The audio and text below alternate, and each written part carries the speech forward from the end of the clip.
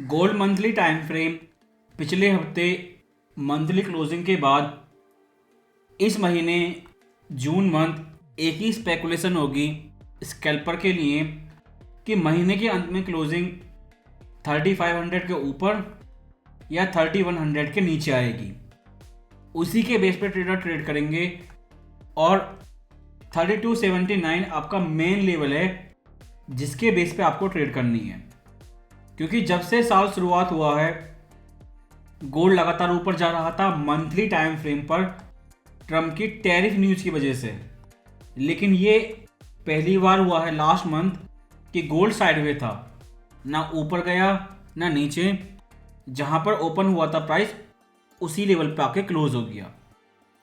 क्योंकि फेड ने बाइडेन के लिए पहले ही रेट कट स्टार्ट कर दी थी, टैरिफ ही उनके पास ऑप्शन बचा है इकॉनमी को स्लो करने के लिए, जिस डर की वजह से यूएसए और चाइना इन दोनों कंट्री में इकोनॉमिक एक्टिविटी स्लो होती जा रही हैं।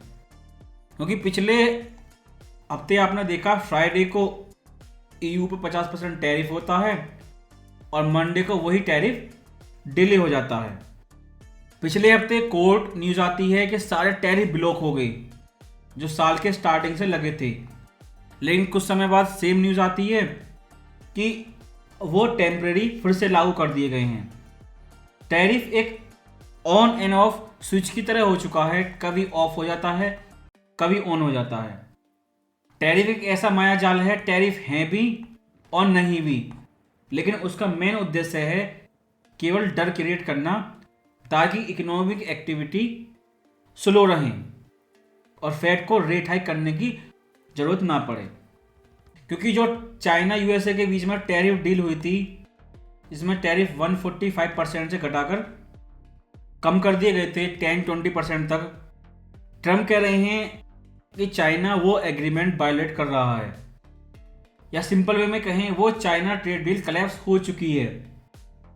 और इससे पहले कि मंडे मार्केट ओपन हो, जून महीने की कैंडलस्टिक ओपन हो, ट्रेडर फिर से स्पेकुलेट करें कि बाइंग 3500 के ऊपर क्लोज होगी या 3100 के नीचे।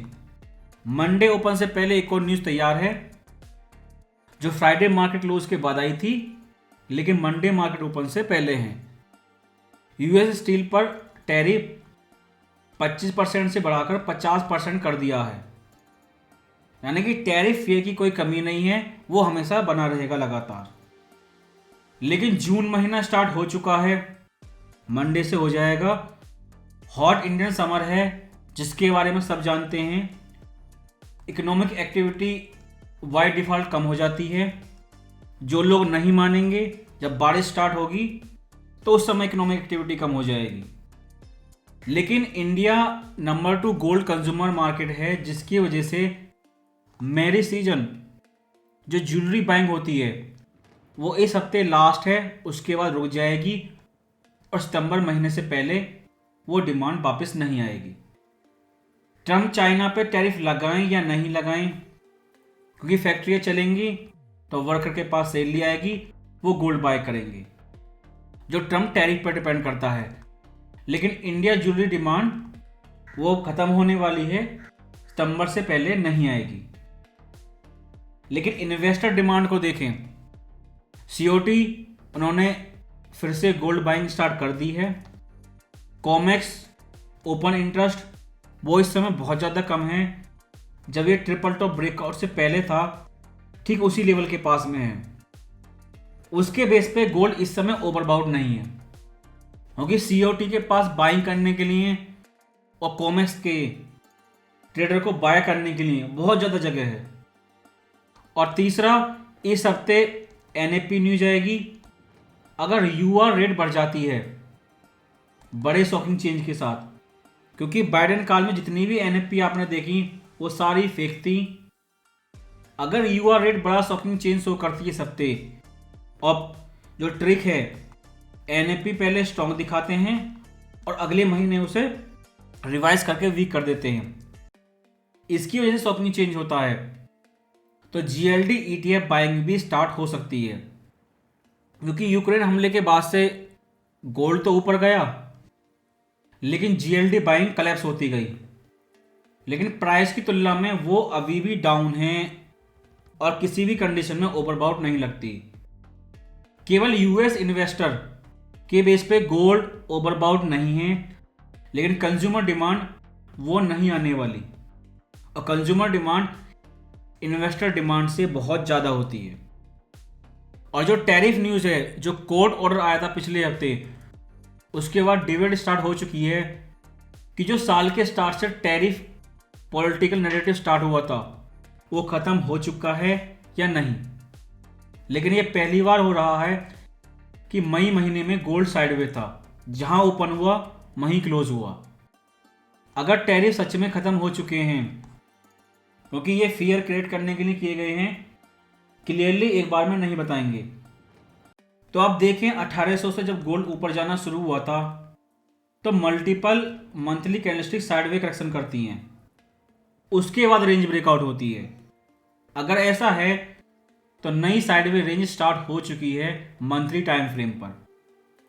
अगर जून के महीने में टैरिफ खत्म हो गए, जो महीने के लास्ट में ही क्लियर होंगे एफओएमसी के बाद ही, तो गोल्ड बड़ा डाउनसाइड करेक्शन करेगा। लेकिन टेम्पररी पॉज के बाद और बड़े टैरिफ आ गए तो गोल्ड रेंज ब्रेकआउट कर देगा। लेकिन इस समय करेक्शन स्टार्ट हो चुका है मंथली टाइम फ्रेम पर। सेम यही कंडीशन है वीकली टाइम फ्रेम पर, साइडवे करेक्शन है, रेंज ब्रेकआउट का इंतजार करें।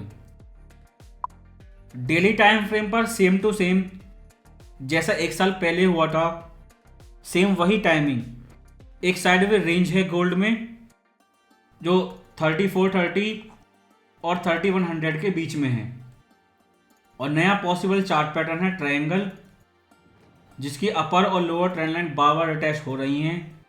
जब तक ब्रेकआउट नहीं होगा ये साइडवे रेंज कंटिन्यू रहेगी, लेकिन पॉसिबिलिटी है इस हफ्ते ये रेंज ब्रेकआउट हो जाए। लेकिन 5 इंपल्सिव वेव कंप्लीट होने के बाद ये साइडवे रेंज है, जैसी एक्सपेक्टेशन थी साइडवे करेक्शन की सेकंड क्वार्टर में। लेकिन कुछ ट्रेडर अभी भी नैरेटिव चला रहे हैं कि नई इंपल्सिव वेव आएगी, एक और अपसाइड फिफ्थ वेव। लेकिन ये WXY जिगजैग वेव भी हो सकती है, या फिर ट्रायंगल चार्ट पैटर्न करेक्शन, जो आने वाले समय में क्लियर हो जाएगा। लेकिन आपके पास clear static support and resistance level हैं, और उन लेवल से ही पहले क्लियर ट्रेंड लाइन है, जो या तो रिटेस्ट होती रहेंगी, gold up and down sideway correction करता रहेगा, या रेंज ब्रेकआउट होंगी। स्कैल्पर के लिए और ज़्यादा क्लियरिटी के लिए H4 टाइम फ्रेम आप देखें तो ये दो लेवल आपके main support and resistance level हैं। जब तक इन दोनों के बीच में है गोल्ड में कोई ट्रेड नहीं है, केवल साइडवे रेंज है। अगर प्राइस इस डेली टाइम फ्रेम की ट्रेंड लाइन को, जो H4 पे 4 बार अटैच कर चुका है, ब्रेकआउट करके ऊपर भी जाएगा, तो पहले ट्रेंड लाइन ब्रेकआउट करेगा, फिर रेजिस्टेंस ब्रेकआउट करेगा। ब्रेकआउट होने दें, क्लियरिटी आएगी। अगर टैरिफ खत्म हो चुके हैं, जो क्लियरिटी आपको बाद में ही आएगी, जो हमेशा होता आया है, सारा ट्रेंड कंप्लीट हो जाएगा, उसके बाद न्यूज आएगी। उस कंडीशन में ये आपका स्ट्रॉन्ग सपोर्ट लेवल है।